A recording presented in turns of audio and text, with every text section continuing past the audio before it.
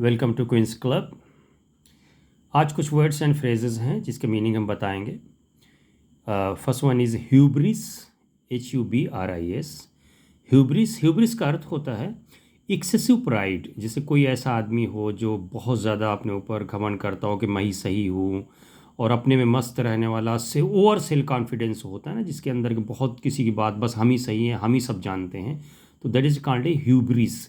और ह्यूब्रिस बहुत घातक होता है क्योंकि इंसान को ही बर्बाद कर देता है। खुद जो जिसके अंदर ह्यूब्रिस की भावना रहती है वो खुद ही नहीं बर्बाद होता, बल्कि उसके आसपास वाले, उसके घर वाले भी बर्बाद हो जाते हैं उसके चक्कर की वजह से, क्योंकि वही समझता है कि मैं ही सही हूँ।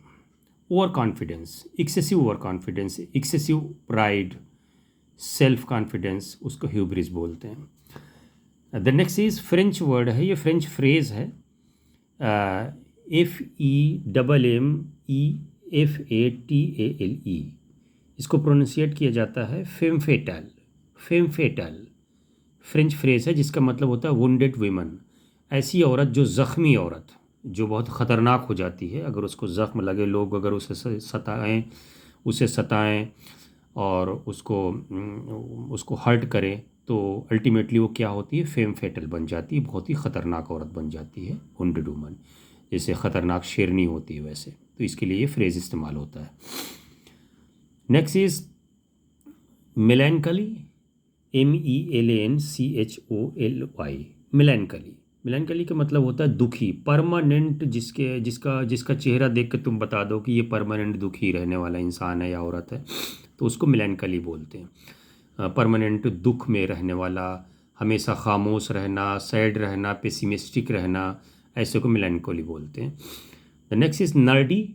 नर्डी बोलते हैं बहुत ही स्पेशलाइजेशन, किसी को बहुत ज़्यादा टेक्नोलॉजी या किसी चीज़ के बारे में स्पेशलाइजेशन होना, एक्सपर्टीज़ होना और उसकी जानकारी होना, पैशन होना उसको सीखने का, समझने का, उसको नर्डी बोलते हैं। Next is precocious. प्रिकॉशियस बोलते हैं उस बच्चे के लिए इस्तेमाल होता है जो अपने उम्र से ज़्यादा कोई चीज़ सीख ले, या उसके अंदर कोई चीज़, ऐसी चीज़ जो डेवलप हो जाए जो उसकी उम्र से ज़्यादा हो, तो उसको हम प्रिकॉशियस बोलते हैं।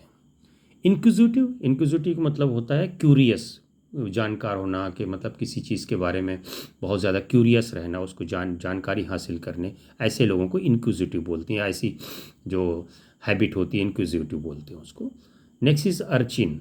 अर्चिन बोलते हैं अनकाउथ चाइल्ड।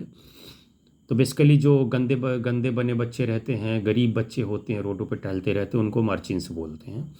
Next is अनकाउथ। अनकाउथ डर्टी बोलते हैं। अनकाउथ का मतलब डर्टी, जिसके बाल बिखरे हों, धुले ना हो, उसको अनकाउथ बोलते हैं।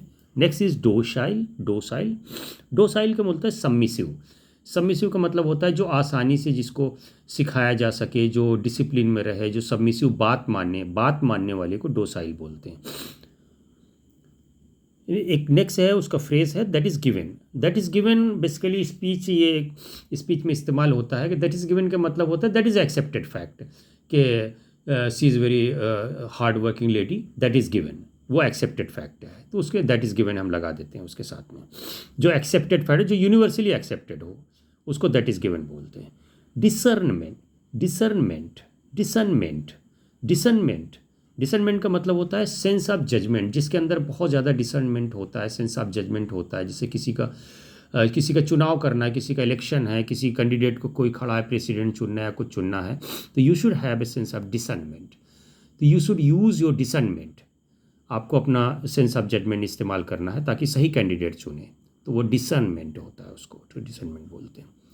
And last is vagabond. Vagabond बोलते हैं नोमैड को, जो आवारा होते हैं लोग, जो मतलब इधर उधर घूमते रहते हैं, टहलते रहते हैं, जिनका ना कोई घर होता है ना कुछ होता है, आज यहाँ कल वहाँ, उसको वेगाबॉन्ड बोलते हैं। उसको नोमैड भी बोलते हैं ऐसे लोगों को। और एक नया टर्म है डिजिटल नोमैड। डिजिटल नोमैड का होता है जो वर्क फ्रॉम होम करते हैं, जो मतलब जिन लैपटॉप लेके और पूरी दुनिया में टहलते रहते हैं और कहीं से भी लैपटॉप से अपना काम करके भेज देते हैं और पैसा उनके अकाउंट में आ जाता है, ऐसे लोगों को डिजिटल नोमैड बोलते हैं। इसमें डिज़ाइनर भी हो सकते हैं, ग्राफिक डिज़ाइनर, फिल्म एडिटर भी हो सकते हैं, या कंटेंट राइटर भी हो सकते हैं, ऐसे लोगों को डिजिटल नोमैड बोलते हैं। Thanks for watching queens English word.